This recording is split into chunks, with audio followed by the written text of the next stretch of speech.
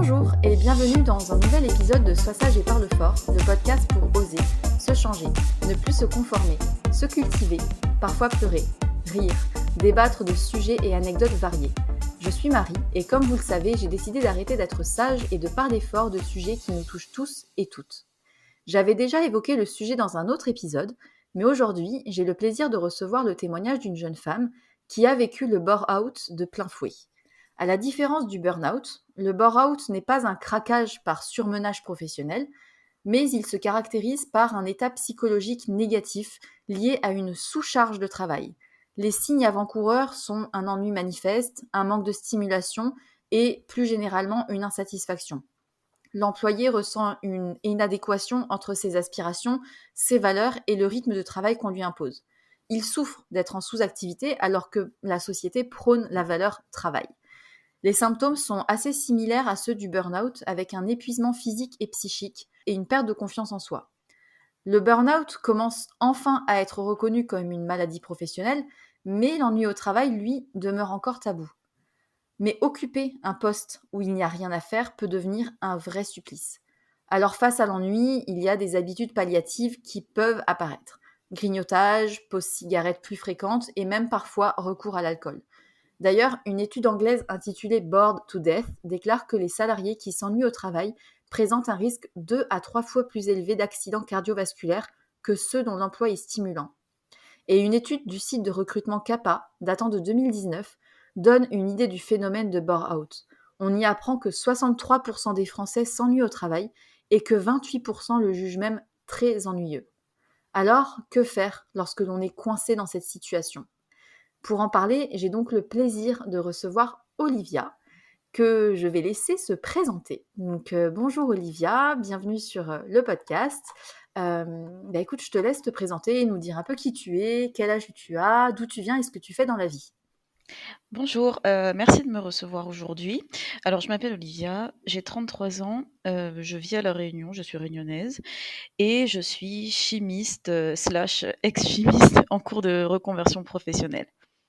D'accord, ok, chimiste. Quel a été ton parcours professionnel, tes études et pourquoi ce choix ? Mmh. Alors déjà j'ai fait, un bac, général scientifique, un peu je pense comme, la majorité des gens, qui, réussissent à l'école et qui ne savent pas trop vers où s'orienter. On leur dit: «Bon, bah, tu réussis bien, tu as de bons résultats, fais, une filière scientifique, ça t'ouvrira toutes les portes». Donc c'est un peu, c'est comme ça que je me suis dirigée là-dedans.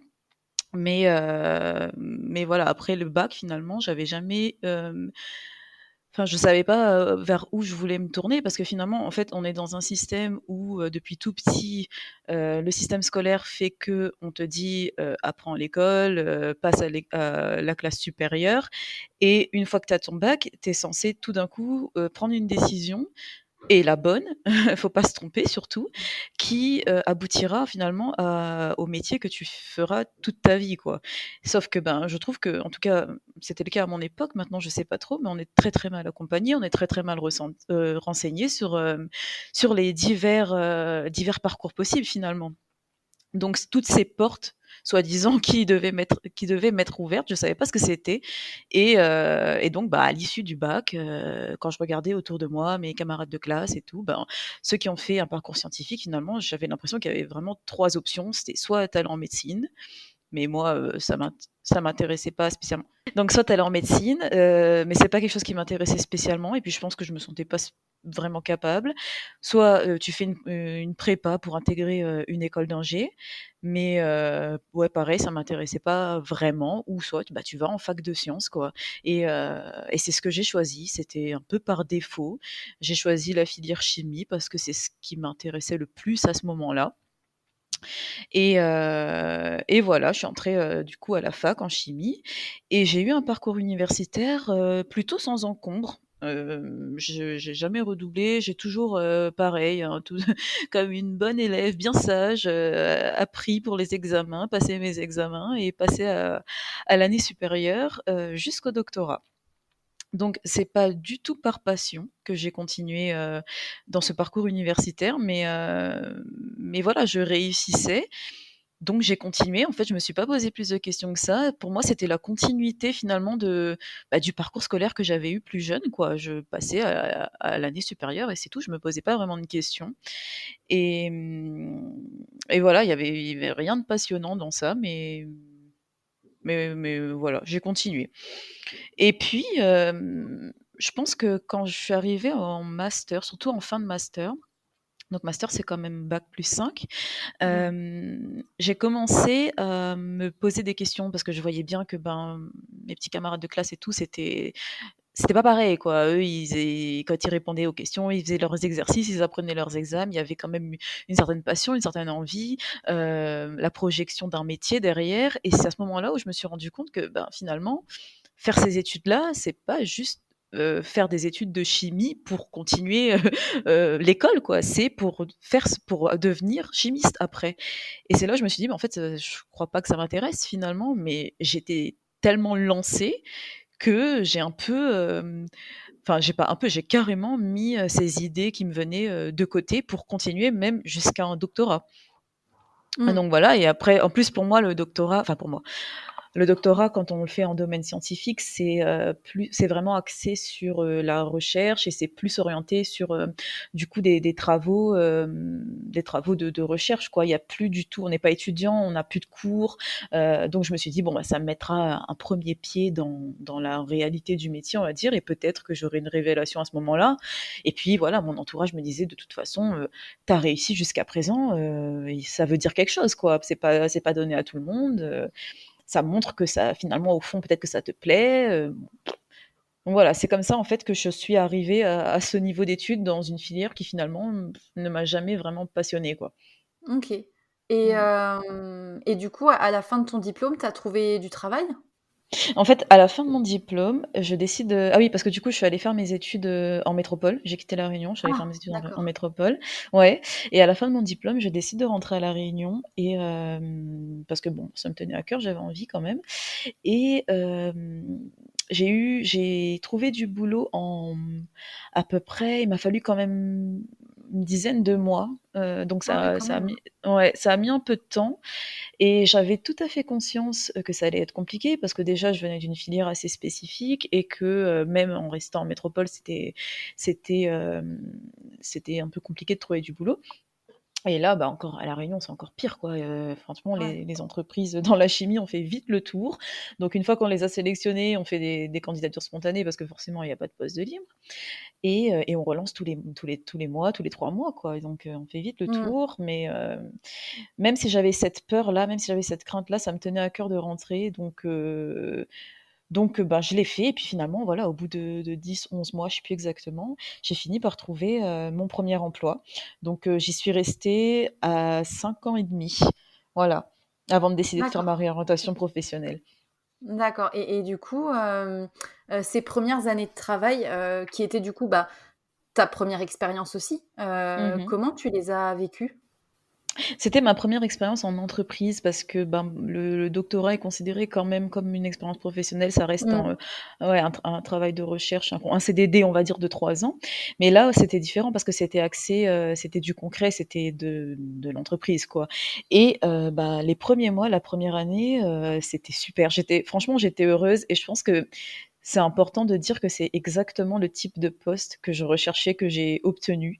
Donc je ne suis pas, voilà, je suis pas non plus tombée des nues. Je voulais un poste, avec des responsabilités qui étaient pas moindres, mais disons que quand on fait un doctorat, on est souvent, embauché à un niveau très haut dès le départ et moi je me sentais pas prête à obtenir ce genre de poste à responsabilité directement, genre responsable de labo ou des trucs comme ça.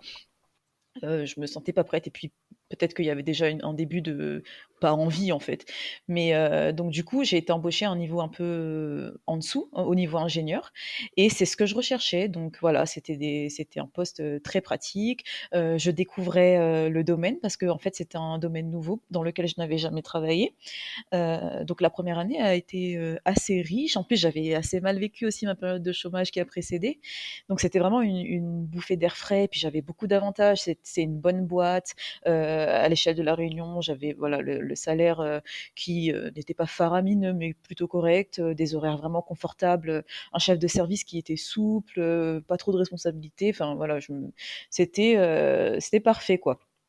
Et puis au début, bah, comme je découvrais le secteur, j'étais quand même pas mal occupée et en fait, l'ennui a commencé à se faire ressentir dès la deuxième année, donc assez rapidement finalement, parce que, ben, les tâches étaient devenues, assez mécaniques, enfin là, dans la société dans laquelle j'étais ingénieure de recherche et même si on travaille sur des sujets qui sont différents, ça reste, ben, globalement les mêmes protocoles, les mêmes choses qui sont faites et j'avais aussi, pas mal de temps libre, quoi. Et finalement, j'ai commencé à ressentir ce sentiment d'ennui, et aussi de perte de sens, de perte d'intérêt, on va dire, que j'avais déjà ressenti durant mon doctorat. Donc en fait, je le connaissais ce ressenti et voilà, ouais, ça a débuté dès ma deuxième année finalement. D'accord. Et alors, à ce moment-là, tu as commencé à voir qu'il y avait un «problème» entre guillemets, donc tu en as pris Mmh. conscience lors, de ta deuxième année peut-être, mais est-ce que tu avais des symptômes en particulier? Ah oui, j'ai en fait, bon, les symptômes n'ont pas débuté dès la deuxième année, hein, le burn-out finalement, il s'installe sournoisement. C'est-à-dire que ça commence, un tout petit peu, on se dit: «Bon, c'est peut-être une phase où, ça passera, c'est peut-être, ben, voilà», parce que c'était aussi par période, c'était cyclique, c'est-à-dire que j'avais des périodes où j'avais beaucoup, beaucoup de temps libre et des périodes où il y avait énormément de travail finalement. Et hem mais même pendant ces périodes-là, on va dire que le travail que j'avais ne faisait pas sens pour moi. Donc même si ça m'occupait, ça ne me nourrissait pas du tout. Mais oui, donc du coup, pour en revenir aux symptômes, je m'en suis pas aperçue tout de suite. Parce que j'étais persuadée en fait que cet ennui, c'était moi la responsable dans le sens où, ben, je sais pas, peut-être que j'étais pas sati j'avais une tendance à ne jamais être satisfaite de ce que j'avais ou ouais, je sais pas, je j'ai pas tout de suite fait le rapprochement, enfin, je veux dire, je me suis pas tout de suite dit que le métier ne me correspond pas, en fait.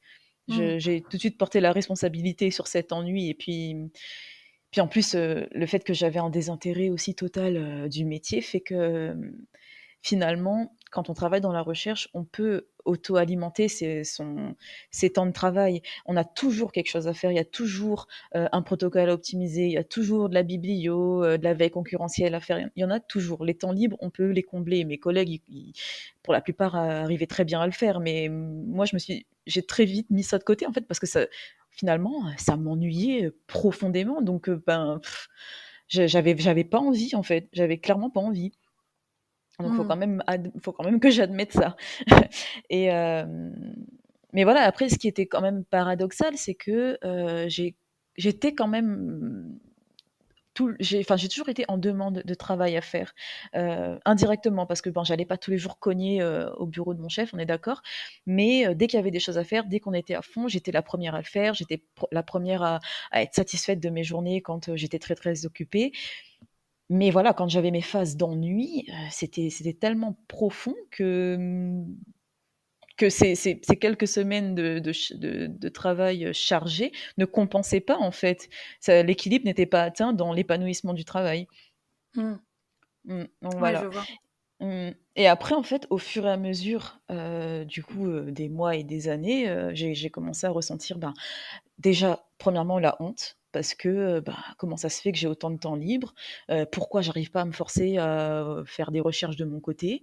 En plus, voilà, je suis payée pour ça, ben, parfois je passais des journées entières à attendre, en fait, que le temps passe, quoi. C'était horrible, c'était horrible et mais je n'arrivais pas à aller contre ça, à chercher moi-même des choses que je pouvais faire parce que en fait, c'était tellement dénué de sens et puis quand tu es en entreprise finalement, tu beau dire: «Ouais, bon, bah, on fait de la recherche, on veut être innovant et cetera». Il y a quand même un protocole strictes à suivre et si ça ne plaît pas, à la stratégie commerciale, ben, ça n'aboutira à rien, en fait et je pense que je voyais déjà l'inutilité des recherches que je pouvais faire juste pour combler le vide, ça servait à rien. Donc, Mmh. ben, voilà, je restais dans mon ennui, mais ça ne m'allait pas non plus finalement. Donc après, il y a la culpabilité, parce que forcément, voilà, j'ai la chance d'avoir un travail, en plus, ben, sur mon île, en plus, voilà, c'est un bon poste et cetera. Pourquoi j'arrive pas à m'en satisfaire? Pourquoi je m'en plains? Donc je l'exprime pas forcément, mais ça me ronge à l'intérieur et comme tu le disais en intro, la perte d'estime de soi, ça, c'est quelque chose de mais vraiment très, très présent parce que finalement, on passe son temps à s'ennuyer, à attendre. On a l'impression d'être nul. Moi, je pensais que je savais plus réfléchir. J'avais l'impression d'être vraiment une impostrice, quoi. Mais je remettais tout en cause, même mon diplôme, même mon doctorat. Je me disais: «Mais en fait, je l'ai eu, c'est juste un coup de chance, c'est un concours de circonstances qui a fait que, en vrai, je ne vaux rien, je suis capable de rien». J'avais l'impression d'être une grosse paresseuse, et en même temps, c'est difficile de penser le contraire quand on passe ses journées à attendre, bah, que le temps passe, quoi.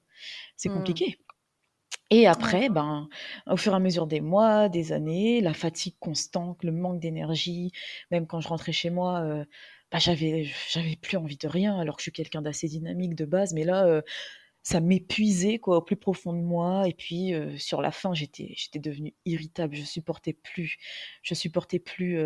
tout ce qui était en lien avec le travail, mes collègues, tout ça. Enfin, il y en a, je supportais même plus leur voix alors que, bah, ils ont rien fait, le pauvre, ils avaient rien fait, mais j'en avais tellement marre, j'en étais parce qu'en fait, pendant la pause du midi, un exemple qui me vient là, on avait une pause que d'1 heure et je pouvais pas rentrer chez moi, c'était trop loin et en général, on mangeait ensemble et là, en fait, il me fallait vraiment une vraie coupure et j'en étais arrivée au point où j'allais, dans ma voiture. Alors j'habite à La Réunion, hein, donc il fait, souvent, 20-30 degrés et quand, ta voiture est garée en plein soleil toute la journée, il fait très, très chaud, mais je préférais supporter ça pendant 1 heure plutôt que de les entendre parler pendant ma pause de midi. Mais franchement, c'était horrible et même avec mon chef, tout à l'heure, je te disais que j'étais toujours en demande de travail à faire, mais sur la fin, à chaque fois qu'il me demandait, qu'il me disait il y avait un nouveau projet et tout, enfin, toute demande était source de conflit, quoi. C'était quelque chose ça tout me faisait chier, clairement. Donc voilà pour les symptômes et après bien évidemment, comme ce mode de vie était complètement en contradiction avec mon fonctionnement habituel et ben, j'ai une profonde anxiété, qui, est réapparu parce que, ben, voilà, j'ai un trouble anxieux qui est présent depuis des années et là, j'ai fait une grosse rechute du trouble anxieux. Hem, J'appréhendais mes semaines dès le dimanche soir, je faisais des crises d'angoisse dès le dimanche soir. Le matin, je restais dans ma voiture jusqu'à la dernière minute. Si je rentre à 7h30, je sortais de ma voiture à 7h29. J'avais la boule au ventre et puis dès que j'arrivais, je ne pensais qu'à une chose, que la journée se finisse, quoi. Chaque seconde était difficile, le temps était si long. Je saurais pas comment l'exprimer autrement, c'était une torture. Voilà. Mmh. D'accord Ouais.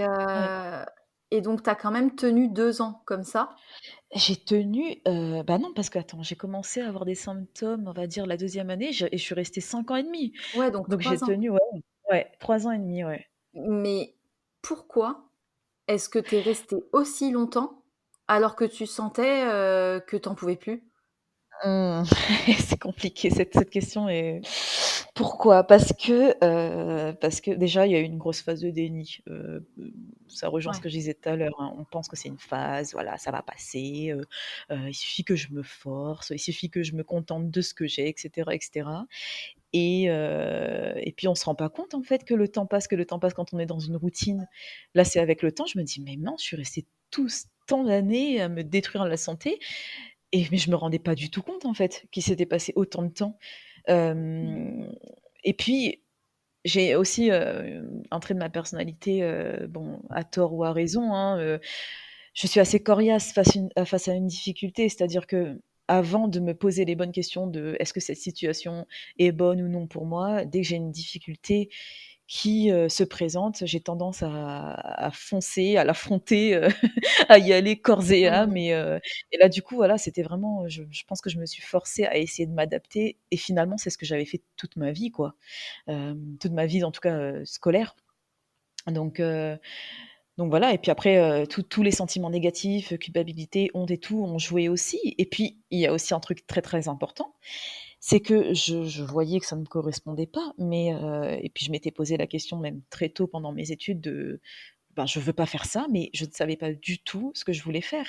Je Mmh. savais pas du tout, donc j'étais incapable de quitter cette routine qui, m'apportait voilà un certain quand même confort de vie pour aller dans quelque chose de complètement inconnu quoi et ça c'est compliqué aussi hein, la peur de ne jamais trouver finalement ce qui nous correspond alors que là, ben, sur papier j'avais quand même les compétences, j'avais tout ce qu'il fallait, voilà. Et puis, Mmh. il y avait quand même des petits moments valorisants. C'est-à-dire quand il y a des fins de projet, des gros bilans à faire, des grosses présentations à faire et tout, on est vraiment, à 100 à l'heure, il faut tout présenter. On se rend compte que, ben, moi je me rendais compte finalement: «Ah ouais, j'ai fait quand même tout ça. Ah ouais, j'ai fait quand même, il y a quand même une grosse charge de travail» et puis les collègues et tout qui te disent: «Ah ouais, tu as fait ça quand même, voilà, c'est vachement valorisé ton travail, reste valorisé même si tu as l'impression de rien faire». Il y a quand même une base solide. En plus, voilà, j'étais, pardon, dans une boîte bien assez reconnue. Quand tu as les fournisseurs qui veulent absolument travailler avec toi, qui limite en congrès te courent derrière, te font de la lèche pour avoir un rendez-vous et vouloir te proposer telle matière, tel machin, tu te rends compte que tu es dans une structure quand même qui a voilà, du poids, quoi, et ça reste quand même des moments valorisants. Mmh. Donc, Ouais, je euh, vois donc ce que tu voilà. veux dire. Mmh mh. Ouais, je Et vois. puis finalement, ouais, après admettre enfin écouter cette petite voix en toi qui te dit depuis des années, que ça va pas, que ça va pas. L'écouter, c'est finalement admettre qu'on s'est trompé et qu'on a eu tort et qu'on a perdu son temps et je pense que j'ai pendant très, très longtemps pas été prête à assumer ça. Mmh. Et bah, à un moment donné, la décision de tout plaquer et de recommencer autre chose s'est fait sentir finalement. Mmh mh. Comment est-ce que tu y enfin, comment est-ce que tu t'y es prise? Mmh. Et est-ce que ça a été, facile? Alors, bon, ça a pas été facile du tout, hein, il m'a quand même fallu plus de 3 ans pour réagir et en fait, mon corps m'a parlé. Comme je le disais tout à l'heure, j'ai recommencé à faire beaucoup d'anxiété et mon trouble anxieux s'est fait de plus en plus bruyant. C'était devenu urgent, en fait, je faisais des crises d'angoisse, quotidiennement, plusieurs fois par jour. Et malgré ça, ouais, j'allais quand même au travail, mais c'était devenu vraiment contraignant et ce qui a fait que j'ai un peu, fouillé, enfin essayé de chercher un peu plus loin ce que je pouvais faire d'autre et tout, c'est que là, en fait, en plus d'être compliqué psychologiquement, j'avais des maux physiques, quoi. Parce que l'anxiété, ça reste quelque chose de très, très, très physique. C'est Mmh. un trouble, enfin, je fais une petite parenthèse sur l'anxiété, je sais pas si on a le temps d'en parler parce que, Oui, oui, oui, si tout à je fait, on a le temps. ouais, parce que si je commence à raconter mon histoire, on en a pour 2 heures, mais on va aller, un peu rapidement, mais voilà, pour essayer de vulgariser un peu ce que c'est, l'anxiété et les troubles anxieux. L'anxiété, en fait, c'est un sentiment qui est normal, qui est naturel, qui est vécu par, tout le monde et en fait, tu développes un trouble anxieux quand la machine, se dérègle, quoi, pour X raisons. Et il y a différents troubles qui peuvent, découler de cette anxiété. On a bah, dans mon cas, c'est un trouble panique, donc je pourrais en parler avec plus de précision parce que je connais beaucoup plus de choses, mais il y a d'autres choses, il y a les phobies d'impulsion, certains cas de TCA, les TOC, les phobies spécifiques et cetera. Et en fait, ce qu'il faut savoir, c'est que déjà l'anxiété, c'est pas du stress. Faut arrêter par pitié les gens qui s'y connaissent pas et qui ont dans leur entourage des gens qui souffrent d'anxiété. C'est pas du stress. Si on veut imager, le stress, c'est, en gros, voilà, tu as 5 minutes de retard, pour prendre, ton bus et tu vas rater, je sais pas moi, un rendez-vous. Là, tu es stressé, OK. L'angoisse, l'anxiété, c'est, tu es, tout seul, dans une forêt, il fait nuit, tu entends du bruit et tu as rien pour te défendre. En fait, c'est le premier palier de la peur, l'anxiété, pour Mmh. moi et quand tu développes la crise d'angoisse, c'est le palier final et entre voilà, il y a tout un spectre et voilà, faut arrêter de dire aux gens qui sont angoissés, «Bah, calme-toi, ça sert à rien de stresser», et cetera. On le sait. on le sait que c'est irrationnel, mais en fait, c'est le corps qui réagit. La crise d'angoisse, c'est une réaction physique, physiologique avant d'être psychologique. C'est un shot d'adrénaline avec tout un tas de symptômes qui en découlent. Je pourrais préciser tout à l'heure si ça intéresse, mais voilà, c'est physique avant tout, quoi. Et du coup, là, je me suis un peu égarée, pour je me suis éloignée de la question, désolée. Mais du coup, là, en fait, j'ai commencé vraiment à faire beaucoup, beaucoup de crises d'angoisse et je connaissais ça parce que j'en faisais déjà avant. Mais là, c'est revenu vraiment très fort et les méthodes que j'avais, auparavant ne fonctionnaient plus. Il y a plus rien qui fonctionnait pour me calmer, en fait. Et c'est pour ça, en fait, ça m'a poussée finalement à chercher plus loin, au plus profond de moi, qu'est-ce qu'il fallait que je change pour améliorer cet état physique? Parce que je n'en pouvais plus, tout simplement. Donc voilà, ça a pas été facile et j'ai dû faire, une introspection assez longue pour savoir, qu'est-ce qui pourrait me plaire. J'ai sélectionné, plusieurs métiers, toujours dans le même secteur parce que je savais que en fait, je pense que c'est né du sentiment d'inutilité que j'ai ressenti pendant mon ennui au travail, mais je voulais me sentir utile forcément. Donc et pour moi, ça voulait dire travailler dans un domaine qui aide, les gens, voilà. Donc du coup, Mmh. je voulais m'orienter vers le domaine, de la santé et il y avait plusieurs métiers qui m'intéressaient et ce que j'ai fait qui est primordial, je pense, c'est que j'ai contacté en fait, pour chaque métier qui m'intéressait, j'ai contacté des professionnels de santé pour leur poser des questions et pour me rendre compte de quelle Mmh. est la réalité. Parce que sur papier, c'est bien beau, mais souvent, la réalité, elle est tout autre et j'avais vraiment peur de me tromper à nouveau, quoi. Donc du coup, c'est comme ça, en fait, en rencontrant des professionnels, en discutant avec eux, qu'à un moment donné, j'en ai rencontré un et je me suis dit: «Ah tiens, c'est ça que je veux faire» et je me suis renseignée et puis voilà, j'en ai rencontré 2, 3, 4, 5 et à chaque fois, ça n'a fait que confirmer que vraiment c'est ce métier que je veux faire et en fait, c'est à partir de là que je me suis renseignée, sur comment, se former pour ce métier. Est-ce que c'était faisable? Est-ce que dans mon plan, c'est envisageable? Et c'est une fois que tout était bien ficelé et planifié que j'ai demandé ma rupture conventionnelle, en fait. J'étais incapable de partir avant d'avoir mon plan B, d'à peu près sûr. Mmh. Voilà. Et du coup, c'est quoi comme reconversion, professionnelle que tu as visée finalement?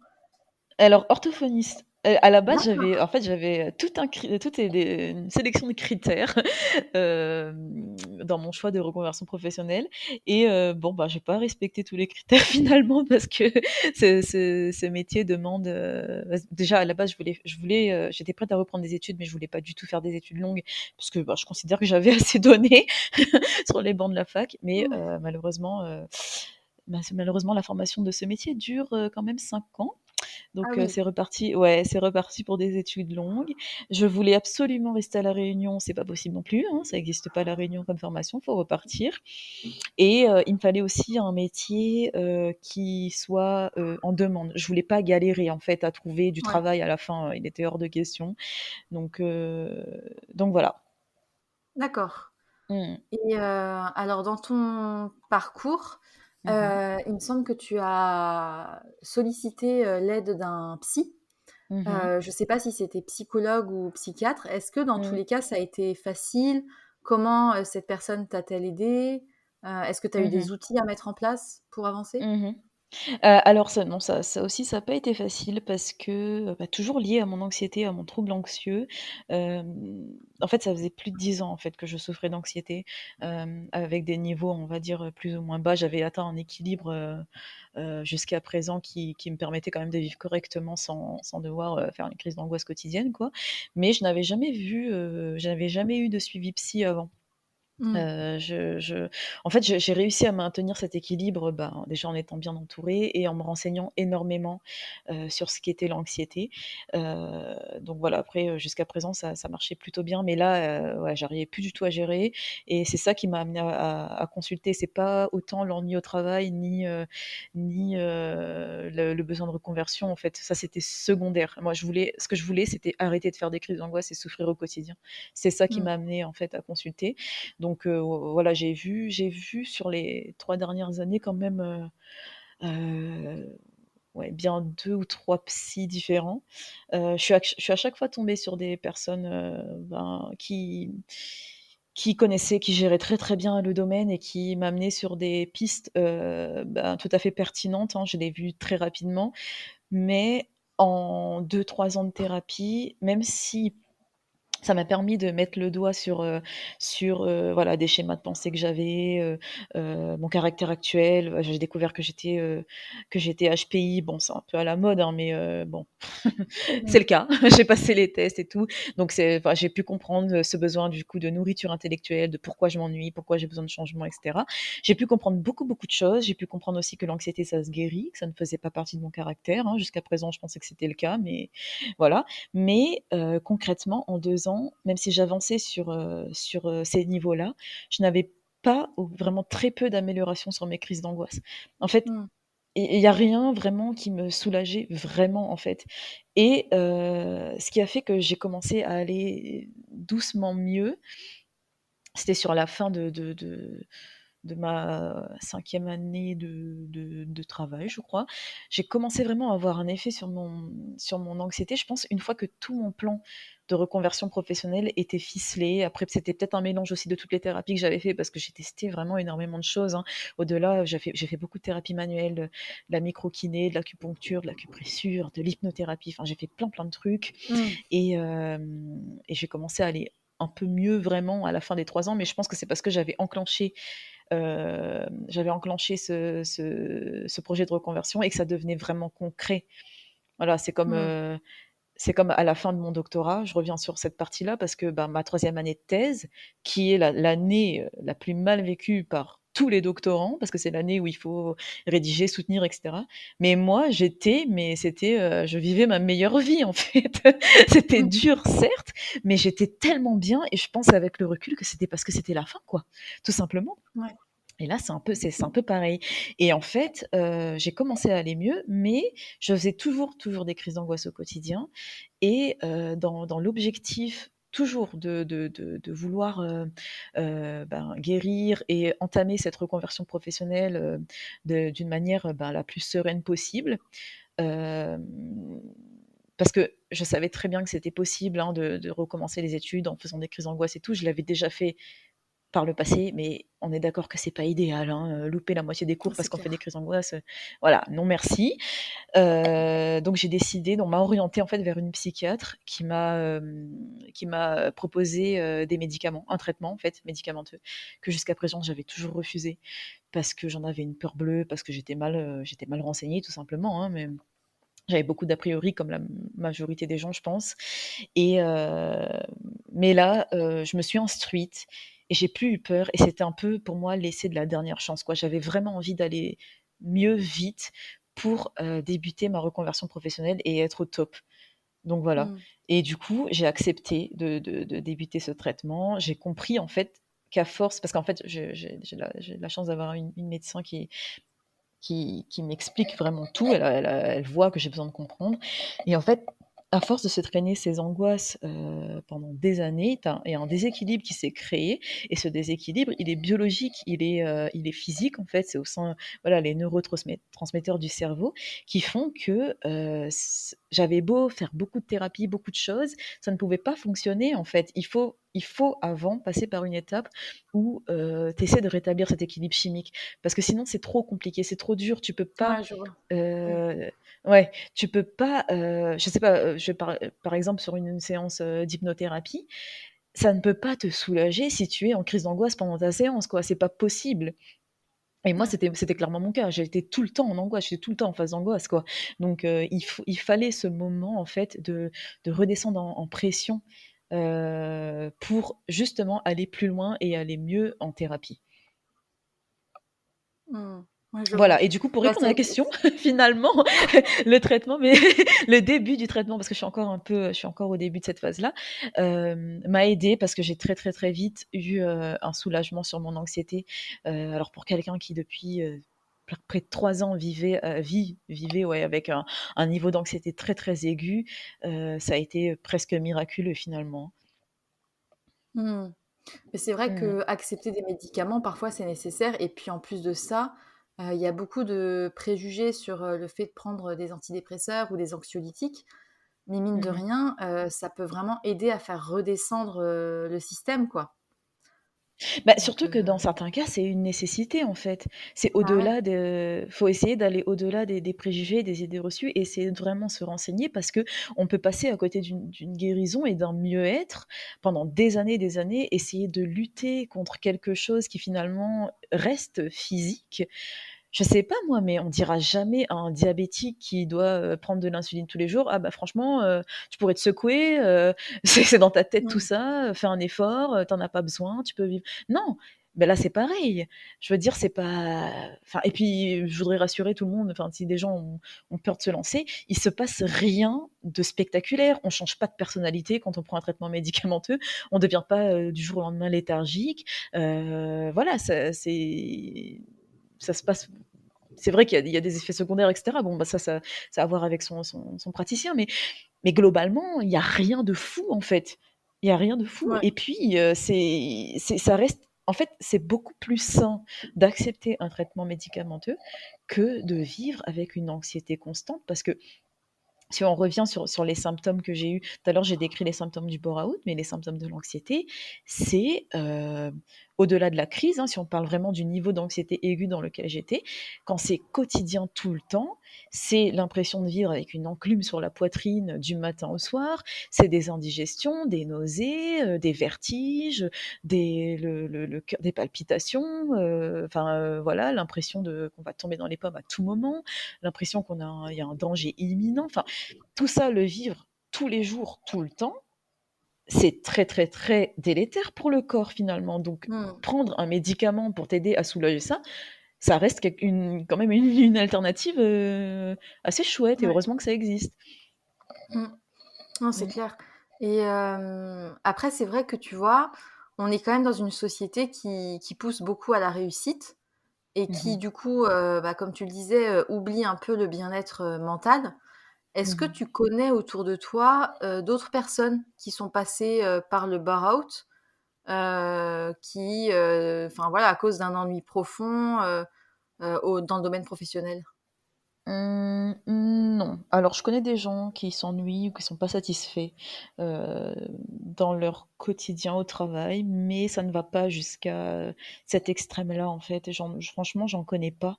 Je sais pas si c'est parce que c'est très peu connu ou si, il y a un tabou derrière ça ou si les gens essaient de se trouver, un équilibre ailleurs, hein. Ça aussi, c'est possible, hein, finalement, le travail, c'est pas l'épanouissement de tout le monde.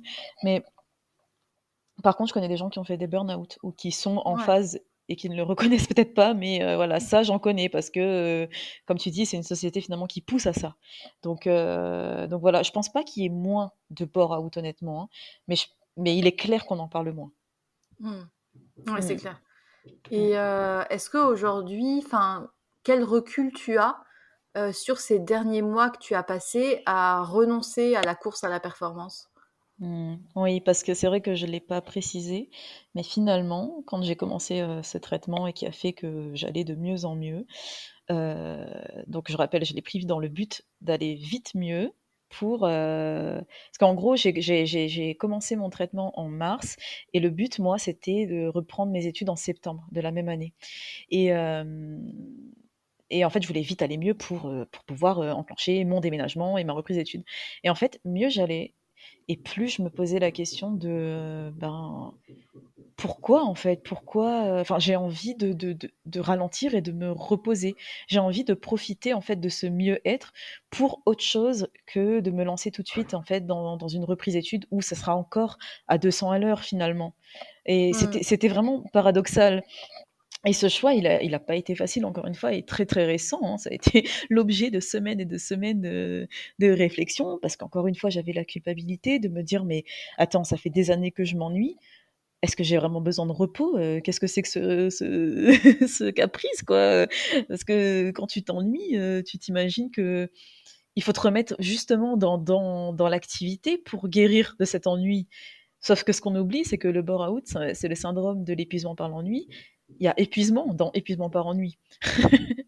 Bah Donc oui. quand on est épuisé, on a le droit de se reposer finalement, mais voilà, j'avais quand même peur de ça, j'avais peur de ressombrer dans un ennui profond parce que ben, j'avais le raccourci dans ma tête que ben, si j'arrête de travailler, ben, je vais forcément m'ennuyer en fait.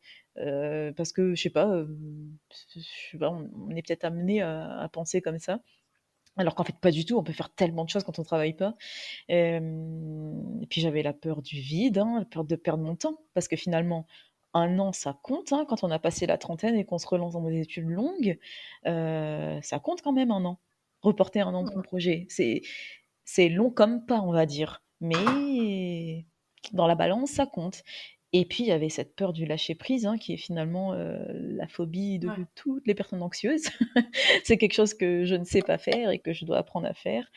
Et puis voilà, et puis je me sentais bête aussi d'avoir ce besoin parce que je m'étais tellement investie dans ce projet finalement depuis des mois, à tout planifier, le déménagement, la reprise d'études, tout, tout, tout, tout, tout, que d'un coup, quand ça se concrétise vraiment, je me dis: «Ah ben, je reporterai bien d'un an», bah, je me sens un peu bête finalement, donc voilà, hein. Mais Mais donc du coup, là, tu es en phase, on va dire de récupération et tu as c'est repoussé ça. à l'année prochaine, c'est ça? Je repousse à l'année prochaine parce qu'en fait, j'ai eu une prise de conscience quand j'ai mis un mot sur ce que j'ai vécu. Le burn-out finalement, je l'ai su très, très tard. J'ai su très, très tard que ça existait et qu'il y avait un mot pour ça. C'est-à-dire ça remonte à quelques mois, hein. J'avais déjà entamé toute ma mon processus de reconversion quand j'ai appris que ça existait et du coup, quand j'ai appris ça, je me suis renseignée, j'ai lu des articles, j'ai écouté des témoignages, même s'il y en a très peu, bon, on arrive à en trouver et du coup, je me suis dit: «Mais ça existe en fait», je me suis reconnue totalement, ça existe, c'est très déculpabilisant, ça porte un nom et du coup, je me sens légitime et je me dis: «Mais ouais, bah, j'ai c'est un syndrome, donc j'ai peut-être le droit finalement de ressentir tout ce que j'ai vécu». Parce qu'il y a d'autres personnes qui le vivent, il y a d'autres personnes qui ont exactement les mêmes Ouais. symptômes et voilà, donc c'est comme ça en fait. J'ai commencé à beaucoup me renseigner, puis après, je me suis aussi renseignée sur le burn-out parce que ben, les symptômes sont assez similaires. Et j'ai vu qu'en fait, parfois, les gens, ils mettent des mois, voire des années à s'en remettre. Ils s'accordent ce temps-là, en fait, parce que leur corps leur impose, leur corps s'effondre. Et moi, j'ai la Mmh. chance de me rendre compte de tout ça avant que ce soit le cas. Alors, bien évidemment, ma santé a quand même été bien altérée, hein, mais je ne me suis pas effondrée à proprement parler.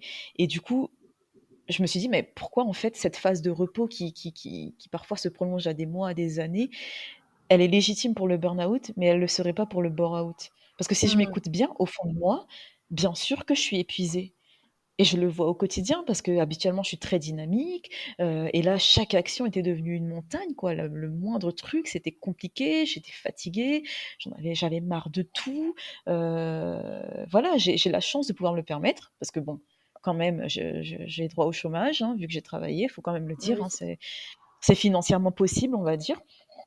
Donc ben, pourquoi pas finalement? Mais ça a été un choix quand même, qui a été compliqué, hein et Ouais. même encore aujourd'hui, c'est un peu bancal quand je l'assume à moitié, on va dire. Mmh. Bah, en tout cas, Ouais. sache que tu es tout à fait légitime, hein. Enfin, Mmh.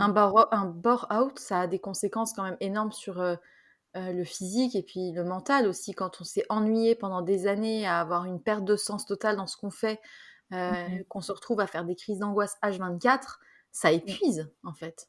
Non, c'est clair et puis, ouais, la crise d'angoisse, c'est tellement éprouvant pour le corps qu'on s'en remet pas en 2 semaines, en fait, quand on a vécu ça Ouais. pendant des années, enfin voilà, je pense qu'il est temps de se reposer, de prendre du recul, de comprendre aussi la source de mon anxiété qui est là depuis des années quand même, et puis de se reconnecter avec mes envies et mes besoins. Parce que quand on Ouais. est trop longtemps dans un moule, qu'on suit des cases, des sentiers bien balisés, on est déconnecté. Moi, je encore aujourd'hui, j'ai du mal à savoir, ce que j'aime, ce dont j'ai envie de faire, mes besoins, enfin voilà, j'ai et Mmh. puis j'ai besoin aussi de me réapproprier ce temps que j'ai perdu à cause de l'anxiété.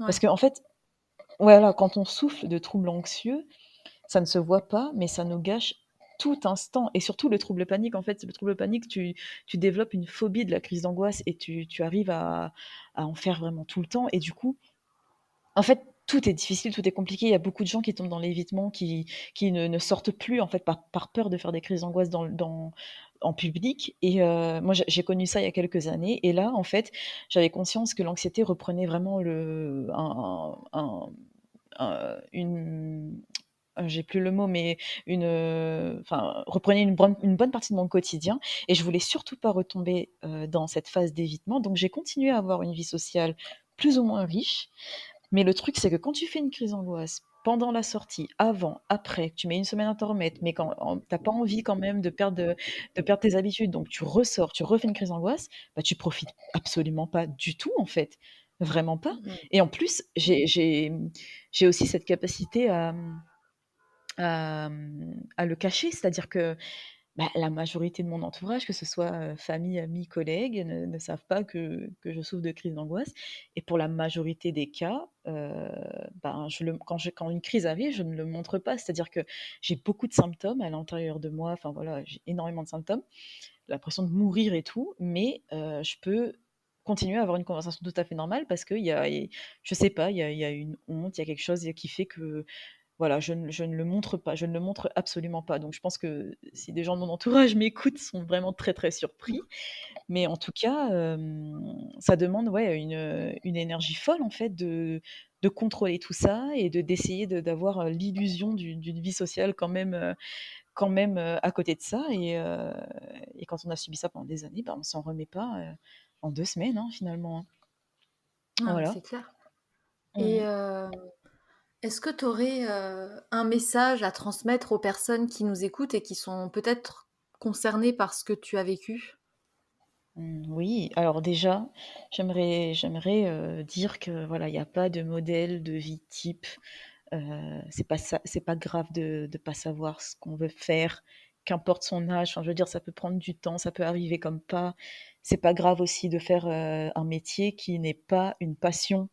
C'est pas le leitmotiv de chacun finalement, hein, d'avoir un épanouissement professionnel. Il y a des personnes qui ont un équilibre, vie pro, vie perso qui leur permettent finalement de compenser, le fait que le travail ne soit pas épanouissant. Donc c'est chacun son équilibre quoi. Il y a pas de règles, voilà, c'est pas grave et puis concernant les troubles psy, j'aimerais que les gens, mettre les idées reçues de côté, quoi et si les personnes qui en souffrent, je veux dire, à partir du moment où on a des maux physiques, où on trouve pas de cause physiologique et que ces maux sont quotidiens, je pense qu'il est temps d'essayer de se faire aider, que ce soit, en thérapie ou avec son médecin, qu'importe quoi. Il faut essayer de se faire aider parce que c'est pas, genre, à la force du caractère qu'on s'en sort, hein. C'est souvent des gens même très forts, hein, qui souffrent de ce genre de pathologies, mais ça reste des pathologies, en fait. Elles sont invisibles, certes, mais ça reste des pathologies qui se soignent. Donc c'est dommage de passer à côté de ça à cause des idées reçues. Mmh, mmh mh. Tout à fait d'accord avec toi. Mmh. C'est vrai que la santé mentale reste encore, on en parle plus maintenant, mais Ouais, c'est vrai. il y a quand même, beaucoup ce truc de ça concerne les autres, c'est bien, mais ça concerne les autres. Alors qu'en fait, Mmh, moi je pars du principe qu'on devrait tous aller voir un psy au moins une fois dans sa vie, parce que ça mmh, fait du bien en fait de pouvoir mettre les choses à plat et ouais d'avoir une personne tierce qui a un regard extérieur sur notre situation. Je trouve que c'est hyper important en fait pour avancer sur plein de plans, que ça soit, du point de vue des relations, amoureuses, des relations familiales, de son rapport, à son corps, mmh. enfin, il y a vraiment plein de choses qu'on peut travailler avec un psy et je pense vraiment que ça mériterait d'être, encore plus, comment dire? Démocratisé et que Mmh. plus de personnes, osent faire le pas de consulter quoi. Parce que et encore bon, c'est un peu compliqué parce qu'on se dit: «Mais quel psy choisir?» et cetera. Mmh. Et puis il y a une question d'argent aussi parce que les psychiatres Clairement. sont remboursés, mais ils ont pas forcément de disponibilité. Les Mmh. psychologues sont pas remboursés, donc ça a un coût. Mais je pense que ça peut être un investissement, vraiment intéressant à faire pour soi quoi. Non, oui, clairement et puis, ce que je trouve dommage, c'est que, c'est d'en arriver à attendre, d'en avoir réellement besoin, attendre de développer des troubles spécifiques avant d'aller se faire aider. Mmh. Malheureusement, je trouve que ça en fait, pendant longtemps, ça a été considéré un peu comme un luxe, je pense, d'être suivi, en thérapie ou quelque chose d'optionnel, de Mmh. pas nécessaire ou pas vital alors que clairement, une fois que tu as développé un trouble, c'est pas trop tard, hein, mais c'est déjà bien entamé, quoi et la Ouais. le et c'est beaucoup plus dur de remonter la pente, quoi et voilà. Après, comme tu l'as dit, il y a l'aspect financier. Ça aussi, je trouve ça dommage parce que ça donne l'impression, encore une fois, que ça reste quelque chose de luxueux. C'est qu'une certaine partie de la population qui peut se permettre finalement, parce Mmh. qu'une séance de psy, ça coûte quand même cher, quoi et c'est vraiment dommage. Ça, c'est vraiment dommage parce que c'est plus que vital. Ouais, non, c'est clair. Mmh. Mmh. Bah, écoute, merci beaucoup pour ton témoignage. J'aurais une dernière question à te poser. Que Mmh. t'évoque la phrase: «Sois sage et parle fort»? Alors, sois sage, forcément ça m'évoque l'enfance et l'enfant que j'étais, déjà pleine de questionnements, déjà prête à tout remettre en question et surtout les choses considérées comme normales. Mais malheureusement cet enfant l'a fait taire pour bien rester dans des sentiers, balisés et cocher toutes les cases et parle fort, du coup, à contrario, ben, ça m'évoque l'adulte que je suis devenue et que je continue, à construire, qui a toujours cette personnalité bien trempée, mais qui assume de déconstruire les schémas. Donc je pense que je suis toujours sage, mais que maintenant, j'ose parler fort. Bah, écoute, merci beaucoup pour ton interprétation, de ma petite phrase. Je te remercie beaucoup d'être venu sur le podcast. Mmh. De rien, avec grand plaisir. J'espère que ça aidera au moins une personne. C'est le but, hein, de proposer ce témoignage. Si ça peut décomplexer, aider, voilà, c'est tout ce que j'espère. Merci de Bah, m'avoir écoute, reçue. j'espère aussi et puis Mmh. voilà, n'oubliez pas que, si vous êtes dans une situation, similaire, il est toujours, mais vraiment toujours possible de changer sa situation. Tout est une question de choix et je pense que ça, c'est hyper important à dire, c'est qu'on a toujours le choix. Quand bien même on a, une situation, financière, bancale et cetera, je suis partisane de dire qu'il y a toujours des solutions et que s'il y a pas de solution, c'est qu'il y a pas de problème. Heu et que Mmh. voilà, on a toujours des options qui s'offrent à nous, vraiment. Et que si vous êtes dans cette situation où vous perdez du sens dans ce que vous faites, où ça vous rend malade, vous n'avez pas envie d'aller au travail parce que vous vous ennuyez, heu, bah, donnez-vous les moyens en fait de changer, quoi. Mmh.